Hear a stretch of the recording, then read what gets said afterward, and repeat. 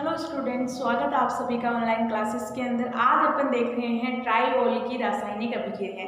Okay, अपन ने उसकी formation देख लिया था कि ग्लिसरॉल का फॉर्मेशन कैसे होता है। अब देखेंगे ट्राइओल की रासायनिक यानी कि केमिकल प्रॉपर्टीज देखेंगे कि और इससे ग्लिसरॉल से क्या क्या बनाया जा सकता है। नॉर्मली देखा जाए तो ग्लिसरॉल के अंदर आपके पास दो तो अल्फा OH होता है और एक बीटा OH होता है, यानी कि द्वितीयक आपके पास जो OH होगा वो एक होगा, जबकि अल्फा आपके पास कितने होते हैं, दो। कैसे आपके पास ग्लिसरॉल की फॉर्मेशन के अपन देख रहे हैं केमिकल प्रॉपर्टीज या chemical reactions. Okay, chemical reactions देख रहे हैं, उसमें ग्लिसरॉल की आपके पास स्ट्रक्चर ये होती है,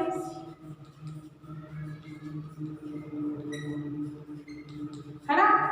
अब इसमें आपके पास क्या होते हैं, दो तो अल्फा OH होते हैं, एक बीटा OH होता है, यानी कि दो अल्फा OH तो ये वाले होंगे, यानी जो आपके पास जो किनारे पे होते हैं वहीं से अपन अल्फा स्टार्ट करते हैं, तो अल्फा तो ये हो गया और आपके पास बीटा ये होता है। अब अपने को जो केमिकल रिएक्शंस देखनी है उसमें क्या होगा, आपके पास अगर आप किसी भी रिएजेंट को अगर आप एक्सेस में ले रहे हो यानी कि उसकी मात्रा अधिकतम में ले रहे हो, तो वहाँ क्या होगा, आपके पास वो कंप्लीट रिएक्ट कर जाएगा, यानी कि तीनों में ही कर सकता है। अगर आप जितने नंबर ऑफ मोल्स ले रहे हो रिएजेंट्स के, वो उतना ही रिएक्ट करेगा इन पे, क्योंकि तीनों की प्रोबेबिलिटी आपके पास बराबर है। तो तीनों की प्रोबेबिलिटी बराबर है तो तीनों पे रिएक्ट भी एक समान ही होगा, है ना। तो वो देखना है अपने पास कि रिएजेंट पे किस तरीके से अटैक करेगा। अब आपके पास पॉसिबिलिटीज क्या है कि अटैक कहाँ पे करेगा, केवल आपके पास यही करेगा, क्योंकि देखो जब आपके पास रिएक्टेंट पर रिएजेंट अटैक करता है, सॉरी रिएजेंट जब रिएक्टेंट पर अटैक करता है, क्योंकि हमेशा क्या होता है, जो रिएजेंट होता है वही अभिकारक पर अटैक करता है, उसे ही अपन कहते हैं ऑर्गेनिक रिएक्शंस। ये अपन ने जब जर्नल ऑर्गेनिक केमिस्ट्री देखी थी वहाँ सब देखा था ये कि कैसे कोई अटैक करता है। अब आपके पास है जो ग्लिसरॉल है, ग्लिसरॉल के अंदर दो अल्फा हाइड्रोजन OH है और एक आपके पास बीटा OH है। इसमें अपने को देखना है कि रिएक्शंस किस तरीके से प्रोसीड करेगी, कैसे प्रोडक्ट बन सकते हैं, कौन कौन से प्रोडक्ट बनने की प्रोबेबिलिटी होती है। ओके, पास पहले रिएक्शंस देखते हैं। अगर अपन सोडियम के साथ रिएक्शंस करवाएं, है ना, तो सोडियम के साथ रिएक्शंस करवाएंगे तो क्या होगा, यहाँ से H रिमूव हो जाएगा और Na ऐड हो जाएंगे, यानी सोडियम ग्लिसरॉल प्राप्त होगा। अल्फा सोडियम ग्लिसरॉल बनाने की यहाँ प्रोबेबिलिटी सबसे ज्यादा होती है, वो बीटा पर कम अटैक करता है। सबसे पहले किनारे पे अटैक करेगा, देन फिर बाद में भी अगर एक्सेस में ले रहे हैं सोडियम तो सभी पे करेगा, और अगर अपन कम मात्रा में ले रहे हैं सोडियम के तो क्या करेगा, वो केवल यही अटैक करेगा। कैसे,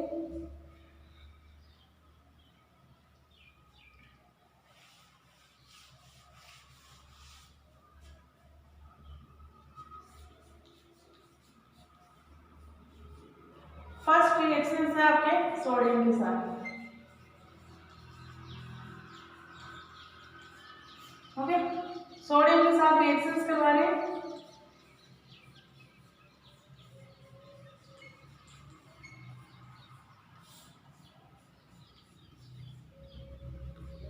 फिर टेम्परेचर 300 केल्विन के आसपास कर लो, है ना।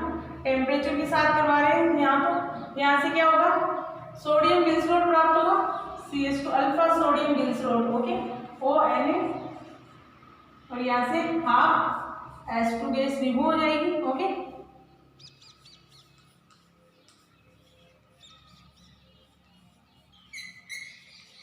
अब क्या होगा, आपके पास जब वापस से सोडियम के साथ रिएक्शंस करवाते हैं तो वो फिर से वापस से अल्फा में पहले करेगी, क्योंकि अगर 1 by 1 स्टेप देखें तो पहले आपके क्या होगा, जो किनारे यानी जो अल्फा OH होगा उस पर पहले रिएक्ट करेगा, फिर अपने पास अगर O ले रहे हैं तो वो फिर किस पे करेगा, बीटा पे करेगा।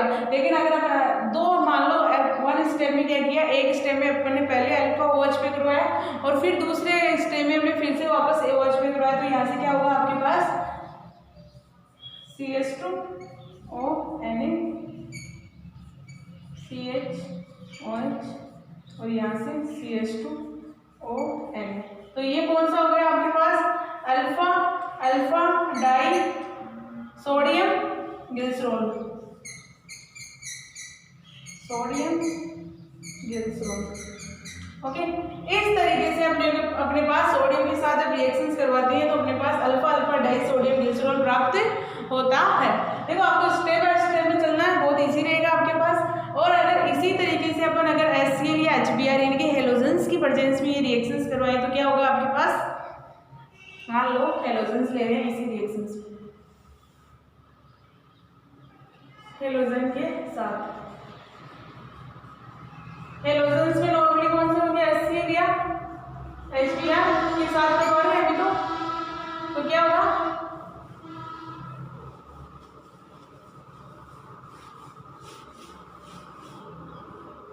यहाँ क्या किया मैंने HCl के साथ रिएक्शंस करवाई।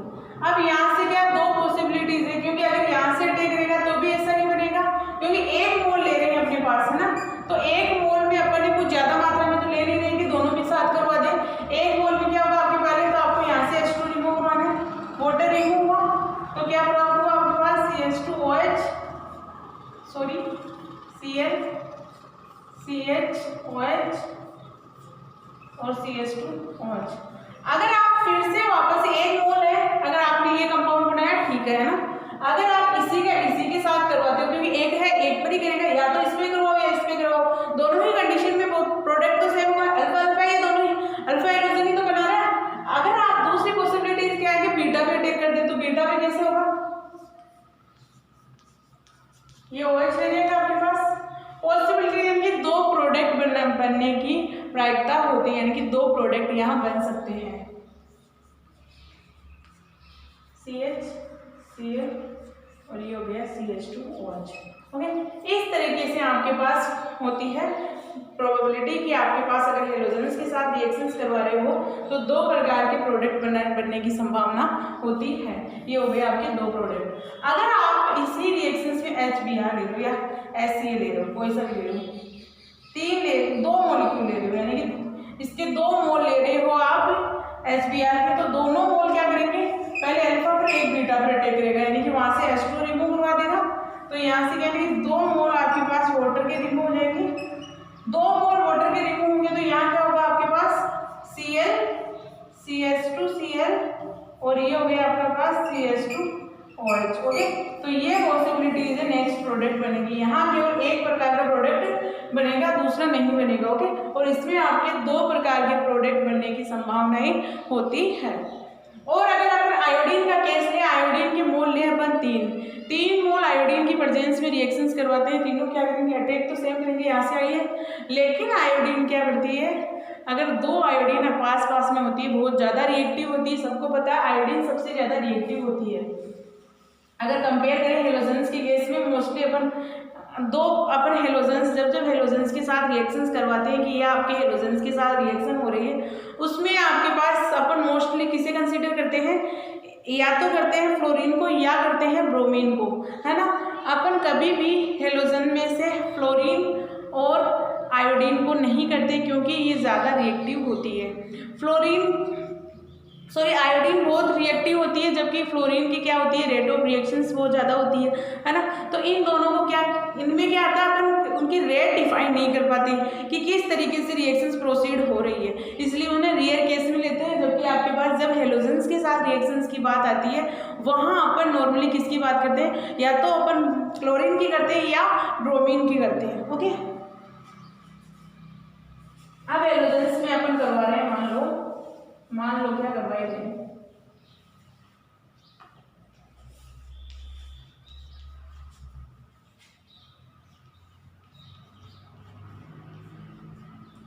HI के साथ 3 HI के मॉलिक्यूल ले रहे हैं, तीनों ही क्या करेंगे, वाटर रिमूव करवा देंगे, यहाँ से 3H2 बाहर, है ना। और क्या होगा, आयोडीन ऐड होगा। आयोडीन किस तरीके से होगा, CH2I और ये हो गया CHI और ये हो गया CH2I। ओके, ये बना अपने पास। अब अपने को पता है आयोडीन क्या करेगी, कभी एक जगह नहीं रुकती, यानी कि कभी आपके पास जब दो पड़ोसी कार्बन की दो अटैच कार्बन के साथ अगर आयोडीन ऐड होती है, वहाँ से वो आयोडीन I2 के रूप में बाहर निकल जाती है। क्यों? क्योंकि आयोडीन क्या होती है, वेपराइजेशन फॉर्म में होती है, यानी कि गैसीय फॉर्म में होती है। आयोडीन जल्दी ही रिएक्ट यहाँ से रिमूव होने की क्षमता रखती है। जब मैंने पहले भी कहा था कि जब आपकी रिएक्शंस के अंदर कोई गैसियस मॉलिक्यूल है, वो गैसियस मॉलिक्यूल क्या होता है, बाहर निकलना चाहता है, बाहर निकल के उस प्रोडक्ट की स्टेबिलिटी बढ़ा देता है, यानी कि ये स्टेबल नहीं रहता है, यहाँ आपने बना के छोड़ दिया, लेकिन ये गलत है क्योंकि यहाँ ये प्रोडक्ट स्टेबल नहीं रहता, कुछ मिनट तक रहेगा।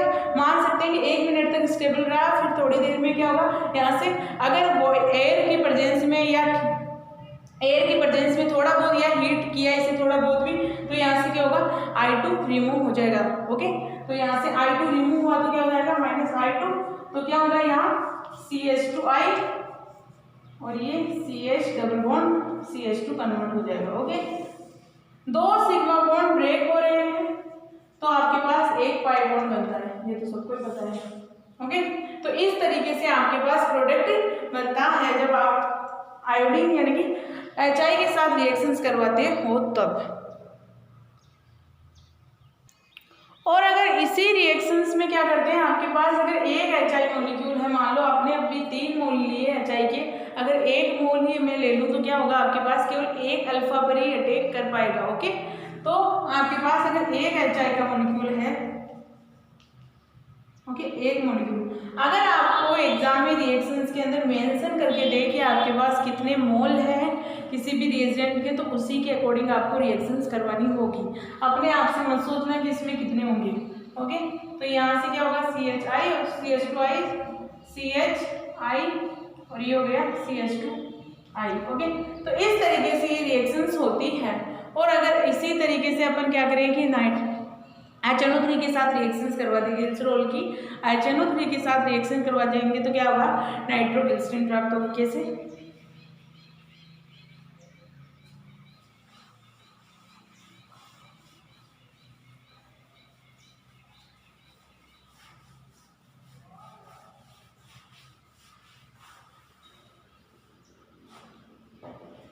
अब क्या कर रहे हैं, आप HNO3 के साथ रिएक्शंस करवा रहे हैं।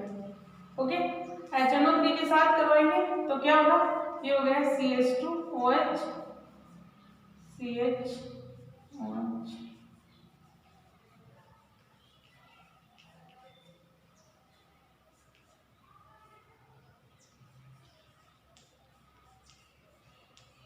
एक्सिस में ले रहे हो यानी कि 3 मॉलिक्यूल ले रहे हैं, तो ये तीनों में इसी तरीके से लिख देती हूँ।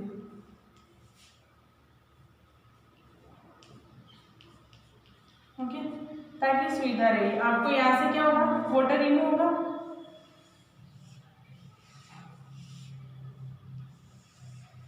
ओके, वाटर रिमूव करवाना है। 3 मॉलिक्यूल आपके पास वाटर के रिमूव हो रहे हैं, तो क्या बनेगा आपके पास, अब ये ऐड हो जाएगा। ऐसे कैसे, किस तरीके से होगा, CH2ONO2 और यहाँ से CHONO2 और ये क्या होगा, CH2ONO2। तो ये क्या प्राप्त हो गया, नाइट्रोग्लिसरीन प्राप्त हो गया। ओके, तो इस तरीके से HNO3 के साथ रिएक्शन करवाते हैं तो आपको नाइट्रोग्लिसरीन प्राप्त होता है। ओके, और अगर अपन इसी तरीके से इसी रिएक्शंस में क्या करें, किसके साथ में, PCl3 के साथ करवा दें इसी रिएक्शंस को, अगर PCl3 के साथ करवा दें यानी कि ग्लिसरॉल को अगर PCl3 की प्रेजेंस में रिएक्शंस करवाएंगे तो क्या बनेगा आपके पास,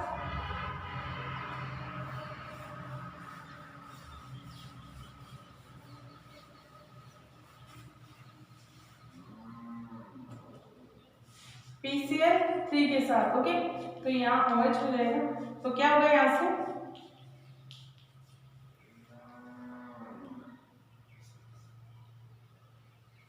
PCl3 के साथ क्लोरीन यहाँ ऐड हो जाएंगे सबके साथ,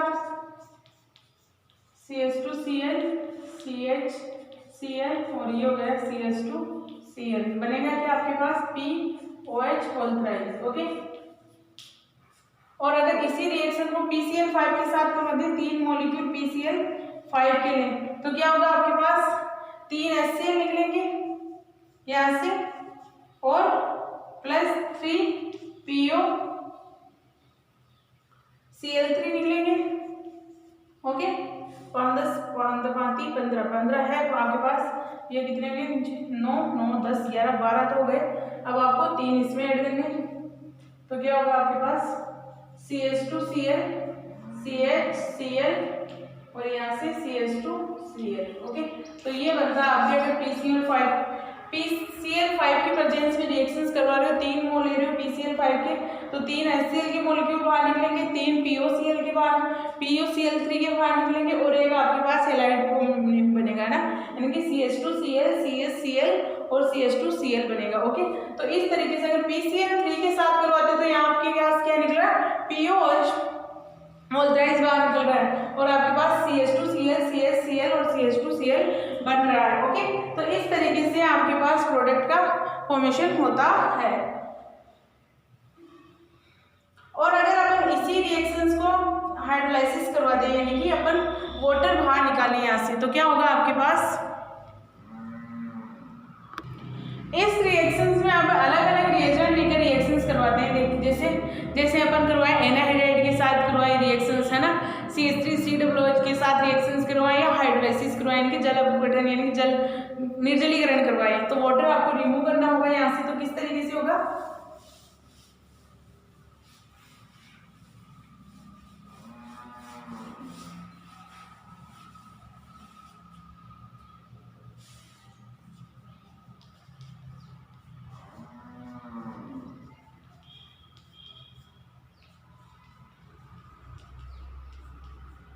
यहाँ से करवा रहे हैं हम लोग CH3COOH के साथ रिएक्शंस करवा रहे हैं, तो यहाँ से क्या होगा, वाटर रिमूव होगा सभी में, तो वाटर रिमूव होगा सभी का, यानी कि तीनों का 3 मोल ले रहे हैं यहाँ से, तो तीनों में से यहाँ से 3 मॉलिक्यूल वाटर के बाहर निकल जाएंगे H2O, और तो क्या होगा यहाँ से CH2O, C+O और क्या हो जाएगा ये CH3। ओके, सभी में इसी तरीके से ऐड होगा।